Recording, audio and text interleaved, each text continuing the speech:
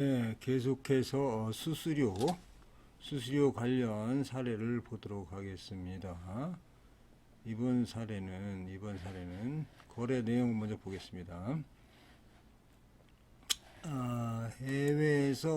해외에서 물품을 수입하면서 해외 현지인을 통하여 수입 물품의 시장 상황을 파악하고 상품성이 있는 물품이 있을 경우 신용장을 개설하여 물품을 수입하고 수출자와 무관한 제3자인 현지인에게 신용장 결제 금액의 3%를 신용장 개설 일자를 기준으로 수입대금 결제 시 업무 수선한 대가로 현지인에게 직접 지불하여 오고 있습니다.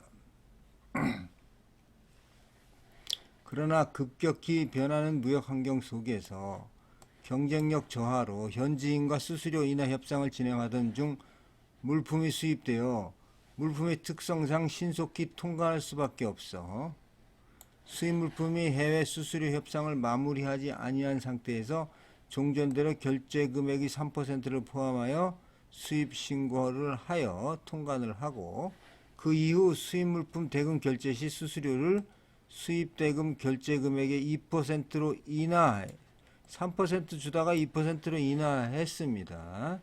이 합의한 금액을 실제 수수료로 외국한 은행을 통해서 지급을 했습니다.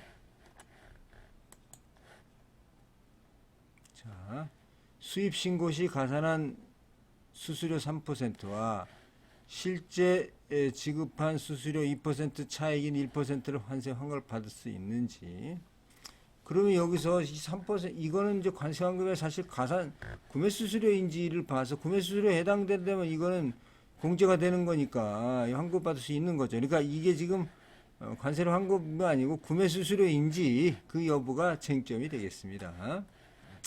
수입 물품과 관련하여 구매자가 부담하는 수수료, 중개료는 과세가격, 실제 지급 가격에 가산하되 구매 수수료는 제외하도록 되어 있는데 수입 신고 시 가산한 수수료 3%의 구매 수수료 판단 여부가 중요하겠습니다. 자, 보겠습니다.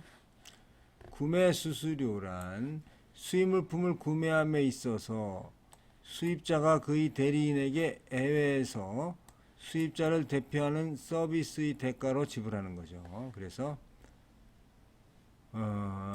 이걸 내용을 보면 현재 그 현지인이 수입 물품 구입과 관하여 외국에서 수입자를 대신해서 업무를 행하고 있는 게 맞습니다.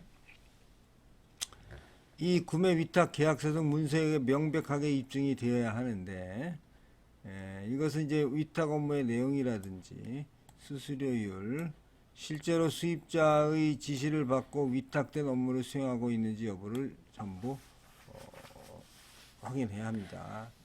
그런데 그래서 이거는 현지인이 실제적인 역할이 무엇인지 역할 내용을 입증할 수 있는 서류에 의해서 구매 수수료 해당 여부를 결정해야 합니다. 다음, 실제 지급한 수수료 2%와 차익인 1%에 해당하는 관세를 환급받을 수 있는지. 자, 당초 지급한 수수료 2%와 차익인 1%에 해당하는 관세를 환급받을 수 있는지. 당초 계약서 등에 의하여 수수료를 조정할 수 있는 약관이 있는 경우 추 현지인과의 정상적인 협상에 의하여 수수료가 2%로 결정되고 동 금액이 실제로 지급되었다면 과세가격에 가산되는 것은 2%가 되겠습니다. 따라서 수입 신고 시 가산한 수수료 3%와 실제 지급한 수수료 2%의 차익인 1%에 해당하는 관세 등은 환급받을 수 있겠습니다. 자, 다음 케이스 역시 구매 수수료입니다. 자, 국내 D사는 러시아에서 수산물을 수입하여 국내 유통하고 있습니다.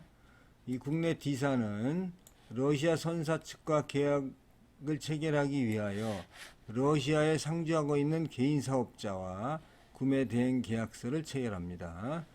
구매 대행 계약자는 국내 D사에게 러시아 선사를 소개시켜주고 물품이 인도되는 시점을 기준으로 러시아 현지에서의 활동비와 수수료 명목으로 일정액을 국내 지사에서 지급하고 있습니다. 이게 구매 수수료에 해당하느냐 하는 거죠. 즉 국내 D사가 구매 대행 계약자에게 지급하는 활동비나 수수료가 가산 요소에 포함되는지 여부가 쟁점이 되겠습니다.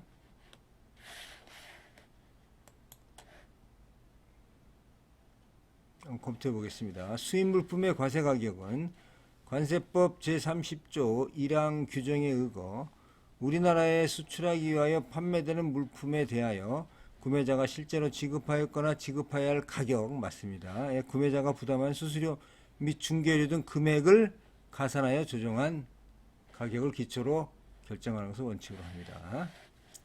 그러면 과세가격 가산 요소에 제외되는 구매 수수료란 당해 수입 물품을 구매하기 위하여 외국에서 구매자만을 위하여 구매자를 대리하여 용역, 공급자를 물색하고 구매자의 요구사항을 판매자에게 알려주며 샘플을 수집하고 물품을 검사하며 때로는 보험, 운송, 보관 등 인도 등의 업무를 수행함의 대가로 지급하는 비용을 말합니다.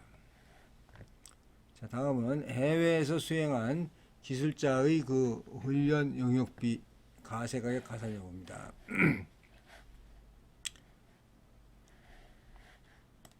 자, 수입자는 수출자하고 항공기 제어장치 국내 생산을 위한 라이선스 계약을 체결합니다. 수출자는 수입자에게 국내 생산용 부분품을 공급하고 국내 조립 생산을 위하여 수출국 공장에서 수입자의 기술자 훈련 용역을 제공합니다. 수입자는 수출자에게 이 훈련 용역 대가를 지급합니다.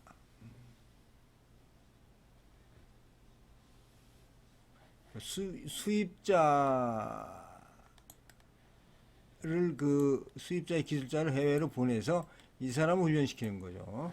그러면 기술자의 해외 훈련 용역비가 수출자로부터 수입하는 조립용 부품의 과세 가격에 가산이 되는지 여부가 되겠습니다. 자, 수입 물품의 거래 조건으로 구매자가 지급한 훈련 용역비 처리입니다.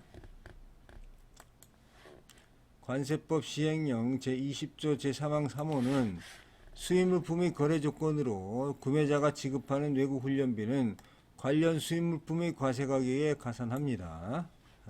당연히. 수입자는 수출자가 수입자의 기술자에 대하여 미국의 생산 현장 견학 및 기술 습득을 위한 실제 훈련 제공에 대한 대가로서 수입자는 돈 훈련 용역을 제공받았습니다. 수입자가 받는 훈련은 수입물품 자체의 조작 및 운영에 관한 기술이 아니고 향후 수입되는 부분품을 사용하여 우리나라에서 완성품을 제조하는 데 필요한 제반 기술로서 테스트 조립 공정 프로그램의 용접 기술입니다. 따라서 당해 훈련비는 지급 없이 기계 구입을 하는 것이 가능하다고 보겠습니다. 왜냐하면 테스트 조립 공정 이게 지금 이런 국내 설비에 관한 기술이기 때문에 훈련비가 별도로 지급되었다는 사실은 구매자가 훈련 과정에 참가했다는 것을 의미합니다.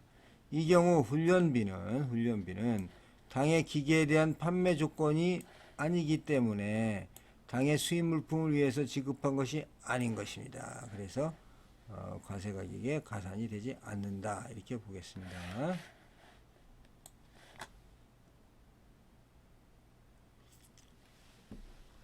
자, 이번에 뱅킹 차지입니다. 뱅킹 차지.